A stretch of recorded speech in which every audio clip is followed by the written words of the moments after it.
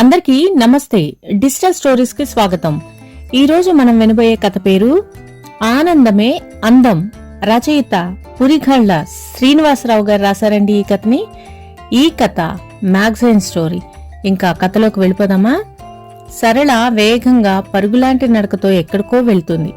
ఆమె మొహంలో దుఃఖం, బాధ స్పష్టంగా కనిపిస్తున్నాయి. కొంతకాలంగా ఆమెను జాగ్రత్తగా గమనిస్తున్న శివాజీకి ఆశ్చర్యం వేసింది. ఏమైంది? ఎప్పుడు చలాకీగా ఆనందంగా ఉండే పిల్లకు ఇవాళేమైంది? ఎక్కడికి వెళ్తుంది అనుకున్నాడు. ఆమె తనను చూడకుండా దూరంగా వెంబడించాడు. అయినా పరిసరాలను పట్టించుకునేలా లేదు ఆమె. సరాసరి కోదండరాముడి ఆలయానికి వెళ్ళింది. సమయం ఉదయం 10:30 అవుతుంది. గుడి పల్చగా ఉంది. 2-3 ఉన్నారంతే. ఆమె ఇవేమీ చూడకుండా సరాసరి రాములవారి విగ్రహం ముందు నిలబడింది. తన దైవం శ్రీరాముణ్ణి చూసిన వెంటనే ఏడుపొచ్చింది. ఆమె స్వామికి ఏదో చెప్పుకుంటున్నట్లు స్పష్టంగా తెలుస్తూనే ఉంది. స్వామికి తన బాధ చెప్పుకున్నాక కళ్ళు మూసుకొని తనకొచ్చిన స్తోత్రాలు చదువుకుంటోంది. ఆమెనే తదేకంగా గమనిస్తున్నాడు శివాజీ.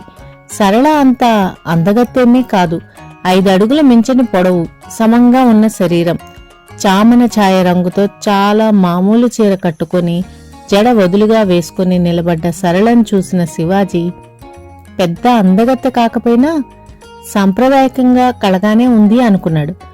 1-2 సార్లు మాత్రం స్వామిని చూసి ఆమెనే గమనిస్తూ కాస్త దూరంగా నిలబడ్డాడు. కాసేపటికి తీర్థం శటగోపం తీసుకుని మండపంలో కూర్చుంది సరళ. ఒంట్లో సత్తు లేనట్లుగా స్తంభానికి ఆనుకొని కూర్చుంది. అప్పుడు పలకరించాడు శివాజీ. ఏం సరళ, మీ దేవుడితో ఏదో మాట్లాడుతున్నావు అంటూ వాతావరణంలోని గంభీరతను తగ్గించడానికి ప్రయత్నించాడు. ఒక్క క్షణం ఉలిక్కిపడి అంతలోనే సర్దుకొని, రాబావా, ఎంతసేపైంది వచ్చి అని జరిగి చోటు ఇచ్చింది. ఆమె పక్కనే కూర్చుంటూ మళ్లీ తన ప్రశ్నను అడిగాడు. ఒక్క క్షణంలోనే తమాయించుకొని, నాకు నా దేవుడికి 1,00,000 ఉంటాయి, అది మా ఇద్దరి మధ్యనే ఉంటుంది అని మామూలుగా కాస్త హాస్యంగా అంది. నాకు తెలుసులే కాని ఆ దేవుడు నీ సమస్యను తీర్చమని నాకు చెప్పాడు అన్నాడు శివాజీ. ఏం చెప్పాడే అంది. ఈ వయసులో ఆడపిల్లలు ఏం కోరుకుంటారు? ఒక అందమైన రాజకుమారుడు వచ్చి తనను అందమైన గుర్రం మీద ఎక్కించుకొని తీసుకువెళ్ళాలి అనే కదా. ఆ ప్రయత్నం మీదే ఉన్నానని మీ స్వామికి చెప్పానులే అన్నాడు. పక్కపక్క నవ్వింది సరళ. నేను నా రాముణ్ణి కోరింది రాజకుమారుని పంపమని కాదు, అందుకని తమరేమీ వెతకనవసరం లేదు అంది. మరి? ప్రశ్నార్థకంగా చూశాడు శివాజీ. నిన్న మా పెదనాన్న మా ఇంటికి వచ్చాడు బావా. రావడం మా నాన్నకు బాధ్యత లేదని, ఎదిగిన ఆడపిల్ల కళ్ల ముందే తిరుగుతుంటే పట్టించుకోవడం లేదని, ఆ పిల్లకు అన్యాయం చేస్తున్నాడని అంటూ సరళను ఇలాగే మూడ్లాగా ఉంచేస్తావా అని నిలదీశాడు. పాపం నాన్న అమాయకుడు. వాళ్ళ అన్నయ్య అంటే గౌరవం, భయం కూడా. చూస్తున్నాను అన్నయ్య అని తప్పించుకునే ప్రయత్నం చేశాడు. ఆయన వదిలితేగా. నువ్వేం చూడనవసరం లేదు, చక్కని సంబంధం చూశాను. అబ్బాయిది మన దగ్గర గ్రామమే, బాగా ఐశ్వర్యవంతుడు, పొలం 10 ఎకరాలు పైమాటే, సంపాదనకేమీ లోట్లేదు. పాపం అతని భార్య పోయి 1 సంవత్సరం అయ్యింది. 2 సంవత్సరాల పాప. మంచి సంప్రదాయము, ఓర్పు ఉన్న పిల్ల కోసం చూస్తున్నాడు. రూపం, కట్న కానుకలు ఇవేవి పట్టించుకోడు. నాకు వెంటనే మన సరళ జ్ఞాపకం వచ్చింది. మాఘమాసం వచ్చిన వెంటనే మనం వెళ్లి మాట్లాడుకుందాం. నా మాట అంటే అతనికి ఎంతో గురి, తప్పకుండా ఒప్పుకుంటాడు. ఇంకా 35 సంవత్సరాలు కూడా నిండలేదు.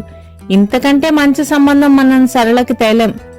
ఇదే ఖరారు చేద్దాం అన్నాడు. తనతో మాట్లాడతాను అన్నయ్య అన్నాడు నాన్న. నీ మొహం అదేం చెప్తుంది? నా పెళ్లి చెయ్యి నాన్న అని అడుగుతుందా? మనమే నిర్ణయించాలి. నువ్వింకేం మాట్లాడుకు, అన్నీ నేను చూసుకుంటాను. సరళంటే నాకెంతో అభిమానం, అందుకే చెప్తున్నాను. నాకు అర్జెంట్ పనుంది, మళ్ళీ వారంలో వస్తాను అంటూ వెళ్లిపోయాడు. నాన్న ఏమీ అనలేదు, అనడు కూడా. నీకు తెలుసు కదా బావా, ఆయనెంత అమాయకుడో. ఏమీ చెప్పలేడు.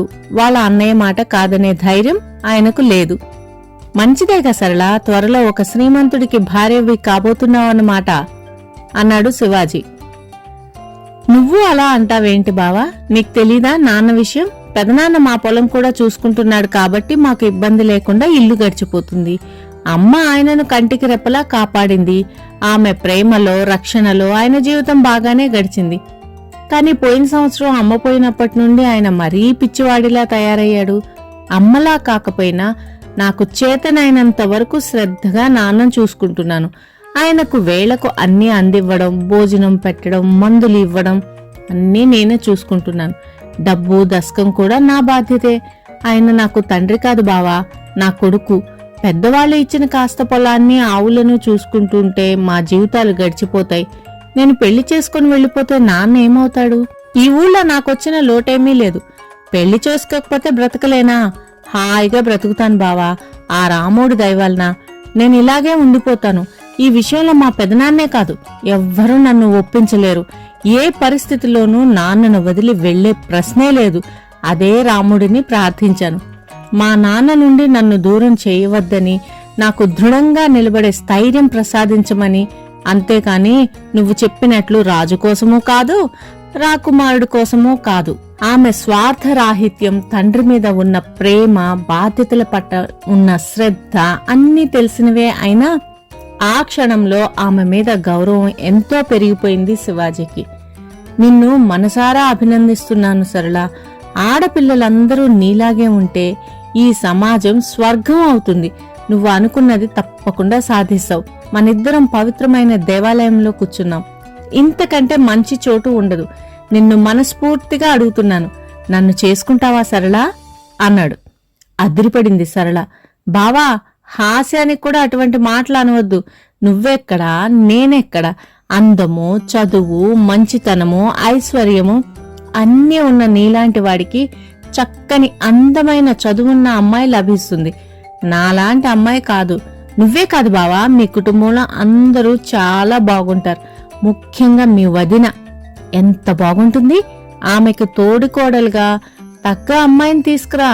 సానుభూతితో నన్ను చేసుకుంటానని అన్నా రేపైనా నువ్వు బాధపడతావు.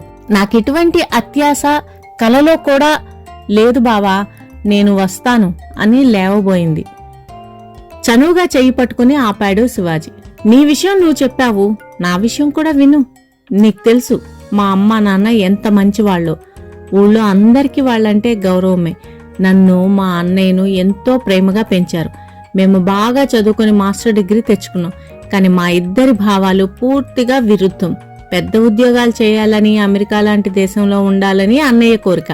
కష్టపడి ఆ కోరిక సాధించాడు. మన ఊరు అన్నా, మా పొలం అన్నా, వ్యవసాయం అన్నా నాకు చాలా ఇష్టం. జీవితాంతం ఇక్కడే ఉండిపోవాలని, మా పొలాన్నే కాకుండా ఈ గ్రామాన్ని కూడా బాగా అభివృద్ధి చేయాలని నా ఆశయం. అందుకనే ఎంఎస్సీ అగ్రికల్చర్ చేశాను. అది అయిన వెంటనే నాన్నకు అసిస్టెంట్గా చేరిపోయాను. ఆయన అనుభవంతో, శ్రద్ధతో అందుకున్న వ్యవసాయ జ్ఞానాన్ని ఆకళింపు చేసుకున్నాను. 2 సంవత్సరాల నుండి నాన్న ఎక్కువగా పొలం రావడం లేదు. నేనే చూసుకుంటున్నాను. కొన్ని మార్పులు చేసి ఆదాయం పెంచగలిగాను. ఎంతో ఆనందంగా, తృప్తిగా ఉంటున్నాను. నేను కొద్దిమంది నా స్నేహితులు ఈ గ్రామాన్ని అభివృద్ధి చేసే పని మొదలుపెట్టాం. వీటన్నిటి వలన నాకు తీరికే తక్కువ. అన్నయ్య తన క్లాస్మేట్నే ఇష్టపడి పెళ్లి చేసుకున్నాడు. మా వదినది అపురూపమైన సౌందర్యం. బాగా ఉన్నవాళ్లు. కోడల్ని చూసి మురిసిపోయారు అమ్మా నాన్న. పెళ్లి తర్వాత సత్యనారాయణ స్వామి వ్రతం కోసం ఈ ఊరు వచ్చింది మా వదిన. మర్నాడే హనీమూన్ అని వెళ్లిపోయారు. మళ్లీ ఆమె మన ఊరు రానే లేదు. అన్నయ్య ఒక్కడే వచ్చి అమ్మ నాన్నల ఆశీస్సు తీసుకుని వెళ్ళిపోయాడు. పెళ్లి అయిన 2 సంవత్సరాల తర్వాత అన్నయ్య ఇండియా వచ్చాడు. కొడుకు కోడలి కోసం ఆత్రంగా ఎదురు చూస్తూ ఎన్నో పిండి వంటలు చేసింది అమ్మ. కాని ఒక్కరోజే ఉంది మా వదిన. ఎవ్వరితోనూ ఏమీ మాట్లాడలేదు. ముభావంగా ముళ్ల మీద ఉన్నట్లుగా ఉంది. ఈ ఊళ్ళో నేను ఉండలేను, మా నాన్నగారి దగ్గరికి వెళ్లిపోతాను అని మరుసటి రోజే వెళ్లిపోయింది. అన్నయ్యకి ఎంతో కోపం వచ్చింది. కాని అమ్మ నాన్న వారించారు. నిజమే కదా బాబు, ఆ అమ్మాయి పాపం ఎప్పుడు పల్లెటూళ్ళలో ఉండలేదు. తనకి ఇక్కడ కష్టమే, మనమే అర్థం చేసుకోవాలి అని అన్నయ్యను కూడా పంపించేశారు. 2 రోజుల తర్వాత అన్నయ్య వచ్చి 1 వారం ఇక్కడే ఉన్నాడు. మా కోసం కారు కొన్నాడు, ఇంటి సౌకర్యాలు పెంచాడు. నన్ను పొలం తీసుకువెళ్లి, శివాజీ నువ్వు చాలా తెలివైన పని చేశావు.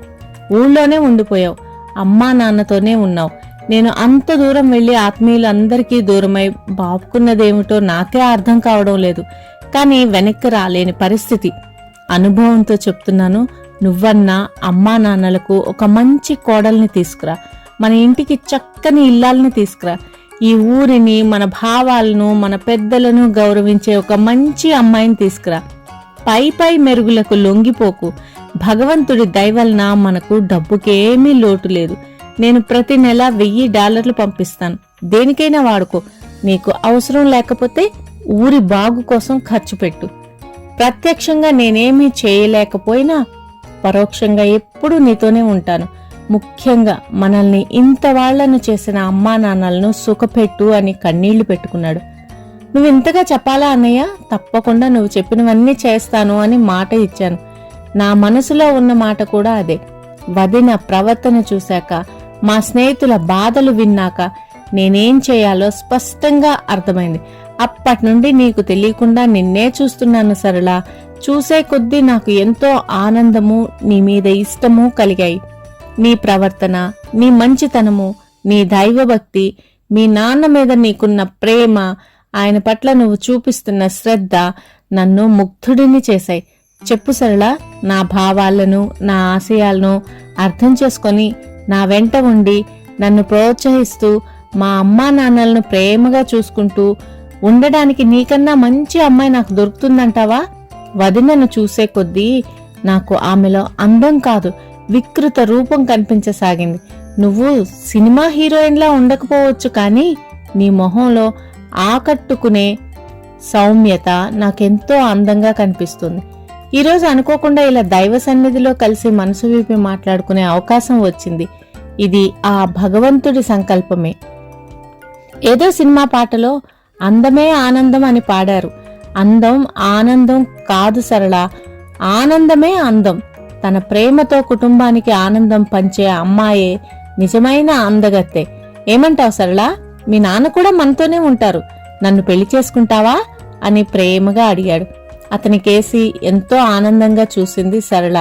లేచి వెళ్లి రాముడికి నమస్కారం చేసింది. తర్వాత శివాజీ పాదాలను తాకి కళ్లకు అద్దుకుంది. ఎంత వేగంగా గుడికి వచ్చిందో అంతే వేగంగా వెళ్లిపోయింది. ఈసారి ఆనందంతో, కృతజ్ఞతతో, సంతోషంగా ఆమెనే చూస్తూ గుడిగంట మోగించాడు శివాజీ. ఫ్రెండ్స్, ఈ కథ ఇంతటితో సమాప్తం. తిరిగి మరొక మంచి కథతో నెక్స్ట్ వీడియోలో కలుద్దాం. Thank you very much for listening.